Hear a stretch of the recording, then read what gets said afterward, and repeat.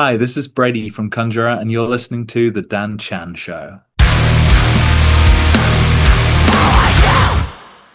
I've got Brady from UK metal outfit Conjurer with me tonight. How are you, man? I am good, thank you. How are you doing? Very well. Whereabouts in the world? You're in South London, Camberwell, isn't it? South London, yeah. Originally, like yourself, a Midlands boy. I grew up in kind of Northampton rugby area, which is Yeah. where we started. But I've been in London for 5 years now, so I managed to make it out of the Midlands. How's London for you? Because I love going to London, but I don't think I could live there. Do you know what I mean? I'm not really a city that big a city guy.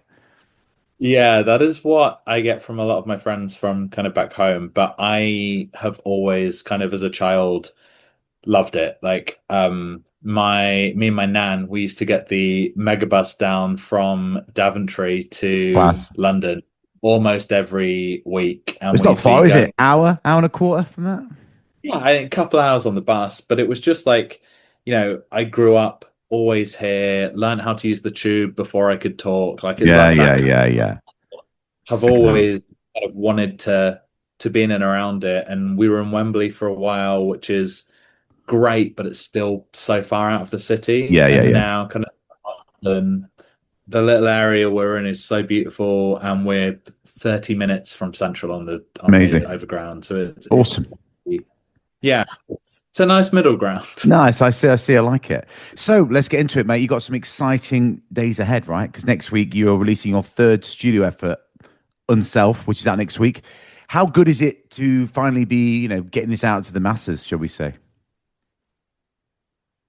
It, I mean, you always do press at the end of the process, and it's most people you're talking to have lived with the record for a week or so, and it's been with us for a couple of years, kind of from the first initial ideas to now. So at this point, I am just so ready to have this in people's ears. Like Yeah. I have talked about it, I've worked so hard on with everyone else on the music, on all of the press and all the promo, on all of the boring behind the scenes stuff as well. So it's kind of really nice to see it all coming together. And yeah, I'm so proud of this album. So really thrilled to be so close to release now.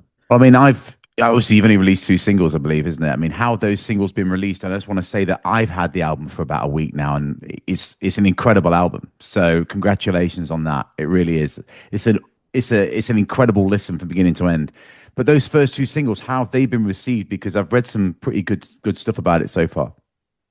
Yeah, I mean, I thought that with kind of the heavier emphasis on clean vocals, I thought they'd be a little more controversial. Hmm. But in the everyone's been on board, and that's kind of seems to be the fan base that we've cultivated. Like those that are really passionate about what we do tend to be people that are really open to different sounds and different ideas and don't just want a band that will put out the same thing again and again. Sure. Yeah. Because that's what we feel like we are so excited about pushing the band and seeing what new stuff can we do, what different areas can we explore. And, you know, I find myself, there are so few bands that I'm kind of with on the entire journey. I'll find a band that they'll do a couple of records and I'm cool. That is everything from you that I need as Right. a Yeah. consumer. Yeah. Yeah.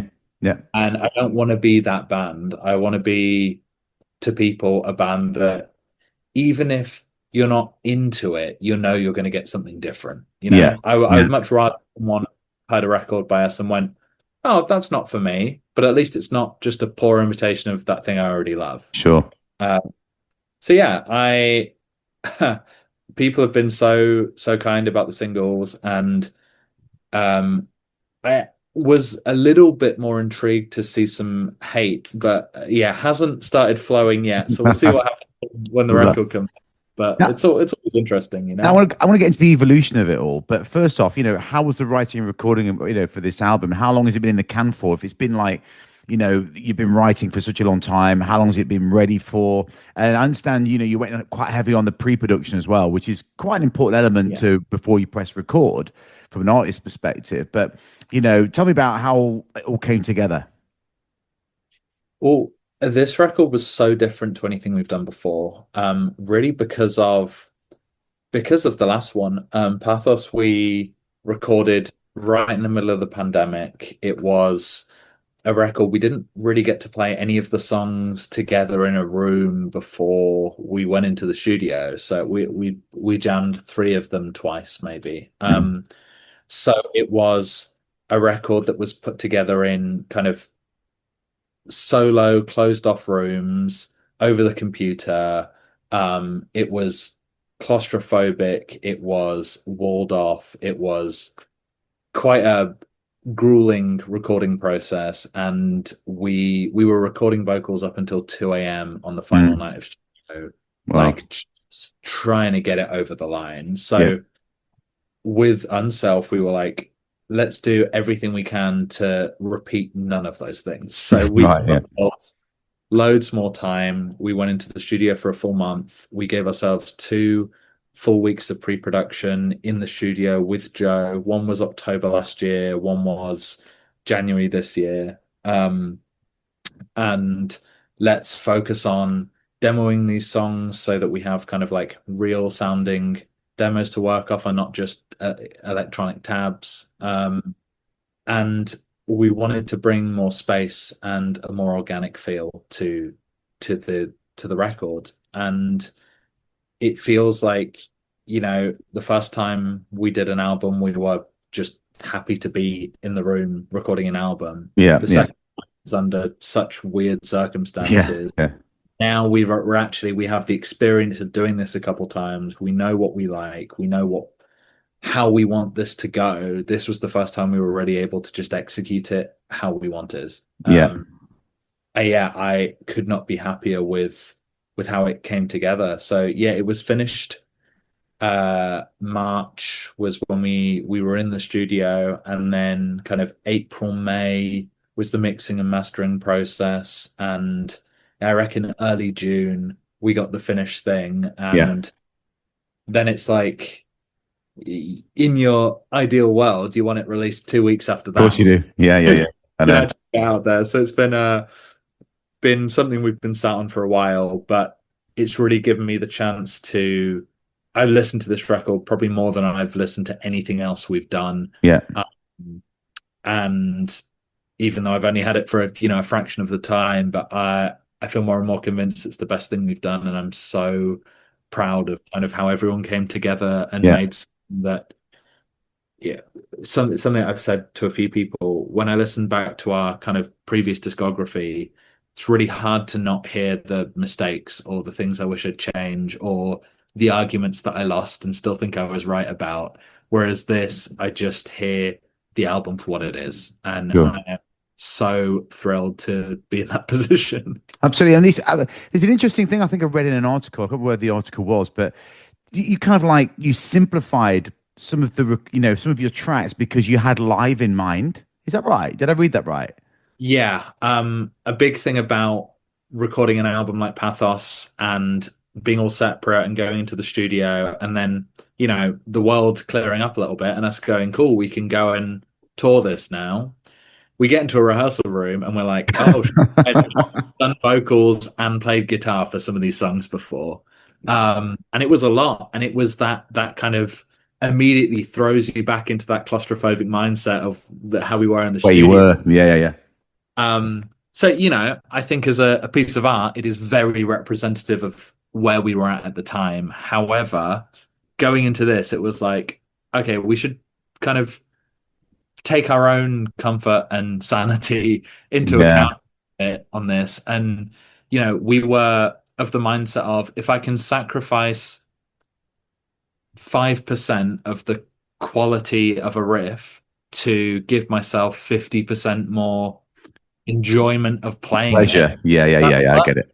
yeah, Yeah. that like, and I think that joy of enjoying actually kind of playing this stuff and like that being a real focus has given the record something that it's like one of those intangible things where I don't know how to describe it, but it feels good, even when it's desperately sad. It's an interesting angle because a lot of people want to get the thing on record of you performing to your absolute like technical best, where you like do all your wizardry, but what you want to do is enjoy your shows because that's Yeah. where and one of my questions later, which I'll come into very shortly, you'll see why I'm going to say that. But the other question I've got about writing: do you write with the listener in mind? Do you imagine them listening to it as from a perspective of from the fans' perspective, or is it more like what you want to give them? Kind of, you know what I mean? Like, We almost never take the fans into account.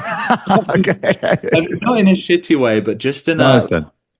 in a way that our kind of core tenet has always been we need to make music to please the four of us. Hmm. And if we start to think about anything outside of that, if we start thinking about the label or press or reviewers or fans or, any external factors, it's just a pathway towards destruction in my mind. You Yeah, start guessing yourself, or you start trying to work out what's trending and follow that.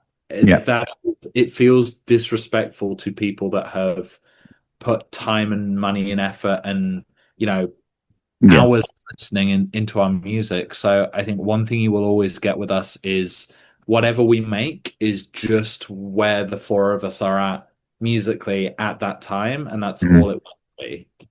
Now, I don't want to dwell on the next thing too much because obviously it's Danny's situation with regards to his diagnosed, in his 30s with his autism and, his realization that he's non-binary, etc. But how much of that is leaked into the band and in the lyrics as well? Because it's a big reach there, isn't there? There's a lot of sort of like anger trying to educate people in the lyrics, and how much is that leaked into the band from a good perspective or not? Yeah, so much. I mean, like a band is a relationship. Like it is the Yeah. second marriage that I'm in. Yeah, absolutely. And like my wife always says, she didn't marry me, she married Conjurer. Like that is Yeah. that the dynamic of that relationship. So when someone that you're that close to goes through such a kind of life-changing revelation, Mm, it changes that relationship. And I feel like we are like Danny and I, we've been best friends for, a decade now. And I feel like I know them better now than I ever have. And mm. that's because they know themselves better and kind of Right. getting that diagnosis of the autism really is the thing that has shifted things for them and being able to look back on, situations in school where they were like, Yeah. I don't know why this felt awful, or I don't know why I didn't fit in here, or why I was told me being me was wrong. Mm, mm, mm, Get a bit of context for that and a bit of mm. understanding, I think has really, it's completely changed things for them. And so our ability as kind of friends and bandmates to be more accommodating and more understanding and more empathetic Yeah. Yeah. to our friend is it's amazing, and it has 100% informed what this record is. Like the kind of lyrical themes, a lot of them are looking at the state of the world and the state of X, Y, or Z through this neurodiverse lens. And then kind of Danny coming to me with a seed for an idea. And it's an exercise in empathy from my side to kind of contribute to that. But then also realizing that I think people will see something like, oh, it's a neurodiverse take on the world, but it is so relatable. Like a Mm, lot of the stuff that we talk about on this record, everyone has at some point felt like they didn't fit in at school or didn't feel like they were seen or understood, or people have felt othered, or people have felt like they can't afford to enjoy their life or they can't pay their fucking rent because it's mm. extortion. Like all of these things that we touch on the record are very, very acute and specific, but also they're like little tendrils reaching out to people. And this record is about connection. Like it is about reaching out and showing people that no matter what situation you're in, like other people are feeling that and you are Yeah. not on your own in that. So yeah, I think this is a record that none of us, but certainly not Danny, would have been able to make with who we were 3, 4 years ago. It is really come about through the process of all of our personal growth. And that is exciting. Like the band kind of taking on that extra level of depth that it's never really had for me before. It's always Yeah. just been about making music with my mates and Sure. sometimes write Sure. about how sad we are, but like it hadn't had that kind of big dynamic shift that it has now. So the artwork Mm, really is a piece of art. But to be honest with you, before I looked deeper, I didn't know that it was actually commissioned for you for this album, and you can really feel that he really took the time to check the album out and yeah. create almost like a schizophrenic piece of art, which is just like so perfect after having the album for a few days, now. Did you just give him free will to just do what he wants? Pretty much, yeah. Yeah, Yost is someone that I came across some of his artwork and was like, this is amazing. Let me see what his deal is and hit him up. Turned out we'd played with his band a few times. I was Oh, like, shit. I know you. Yeah. Um, and his process is he will take the music, listen to it, and then paint what he feels. And so it's the kind of like the dream for us because we're terrible at giving people visual direction for what. But sometimes, he could have gone. You could have gone away and brought something back to the table that you might have thought, "Oh, that shit. I don't Yeah, see that at all." So you're giving him like carte blanche to just do what he wants, and you've got to accept that. for sure. But also part of his process is he did 13 different pieces of art for us. Oh, So fair enough. Fair enough. he basically was like, I'll do a piece, I'll send it to you, give me some feedback, I'll go again. Right. And Okay. the final cover was like the fourth one he did, and we were like, that's great, cool, love it, love it. And that color scheme was settled on pretty early on. So we were Mm. like, this feels cool, carry on.